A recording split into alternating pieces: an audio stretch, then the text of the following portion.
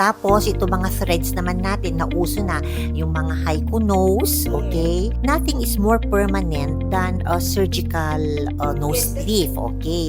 But, itong mga ginagawa natin na non-surgical, minimally invasive procedure katulad ng haiku nose threads, insulated haiku, etc., okay? Yung mga ka-beauties natin na medyo natatakot mag-undergo ng surgery, lalo na pag ikaw ay nasa general anesthesia, ikaw ay under sedation, medyo natatakot sila. So, pwede nating alternative ang mga non-surgical, minimally invasive katulad nga nitong mga haiku tsaka insulated haiku. Okay, hindi naman to replace, pero as an alternative para naman ma-boost yung kanilang confidence. Yes, and then for me, no, kung gusto nyo lang naman, yung healing nyo is mabilisan, hindi po katulad ng surgical, hindi matagal po talaga.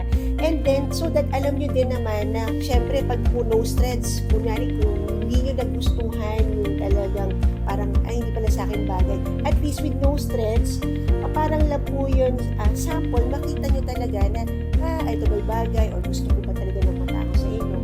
So that po, kasi sa pagdating sa surgery, there's no, ano na po yun parang permanent na po yun. While doing the nose threads, bababa lang naman. Pero of course, mag-i-improve din yun. I mean, hindi po siya babang-baba, but maganda naman po siya.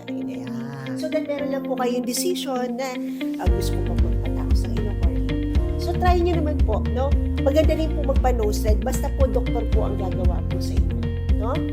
Yeah, tama yan. So, kapag may mga plan kayo to have like rhinoplasty, itong mga non-surgical, minimally invasive, mga haiku, will give you a parang bird's eye view kung bagay mo talaga ang magpapatangos ng ito. Yes, tama yan.